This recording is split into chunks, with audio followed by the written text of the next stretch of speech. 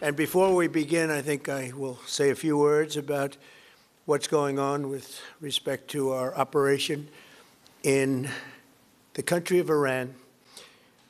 The United States military, together with the wonderful Israeli partners, continues to totally demolish the enemy far ahead of schedule and at levels that people have never seen before, actually.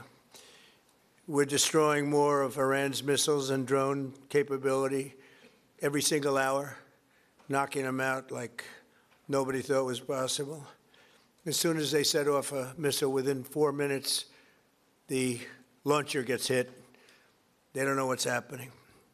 But we have the greatest military anywhere in the world. Their Navy is gone. 24 ships in 3 days. That's a lot of ships. Their anti-aircraft weapons are gone. So they have no air force. They have no air defense. All of their airplanes are gone. Their communications are gone. Missiles are gone. Launches are gone. About 60% and 64% respectively. Other than that, they're doing quite well. I said, what's left?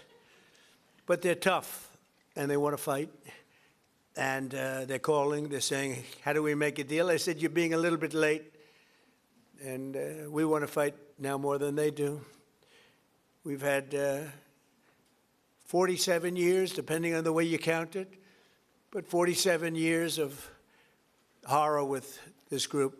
And, when you see somebody walking down the street without their legs, without the arms, whose face is so badly affected and hurt, it mostly came from 95% Soleimani and Iran, and we, other presidents, lived with it. I didn't live with it. And so our people are doing a great job. Again, the greatest military anyone's seen. Thank you.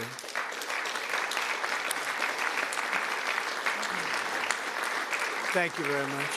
And yesterday, my administration announced decisive action to help keep down the oil prices, including offering political risk insurance for tankers transiting into the Gulf, as you know, pretty dangerous territory. Further action to reduce pressure on oil is imminent, and the oil seems to have pretty much stabilized. We had it very low, but I had to take this little detour if it's okay with everybody. Scott, it's okay with you? Scott's the one who has to put up with it. He said, you have to do this now? I said, I have to do it, Scott, right? But it's been very strong, and everybody, including Scott, everybody feels we had really no choice. They were going to hit us if we didn't hit them, because they're crazy. And in the long term, the actions we're taking will dramatically increase the stability of the region and oil prices and stock markets and everything else. We set the all-time record in history with the Dow going to 50,000. So Dow is at 50,000. It was supposed to be maybe, if we were lucky, within, by the end of my presidency in 4 years. And we did it in my first year. We did the S&P 500. We did that in a period of less than a year. And that was even tougher than the Dow, they said, so it wasn't going to happen. But we have a great country. We have a country that's never done this well.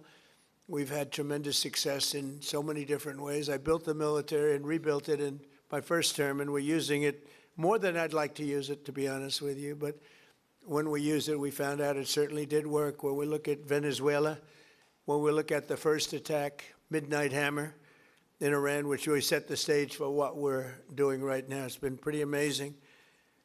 And I'm once again calling on all members of the Iranian Revolutionary Guard, the military and the police, to lay down their arms. They're only going to be killed. And now is the time to stand up for the Iranian people and help take back your country. You're going to have a chance after all these years to take back your country. Accept immunity. We'll give you immunity. And we'll be giving you really the right side of history, because that's what it is.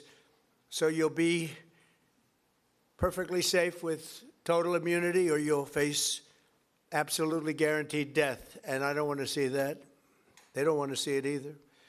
We also urge Iranian diplomats around the world to request asylum and to help us shape a new and better Iran with great potential. It's a country with great potential. There's much better future for Iran. It's now beginning. It's going to be, I think, a great future. And the United States will ensure that whoever leads the country next, Iran will not threaten America or its neighbors, Israel, anybody.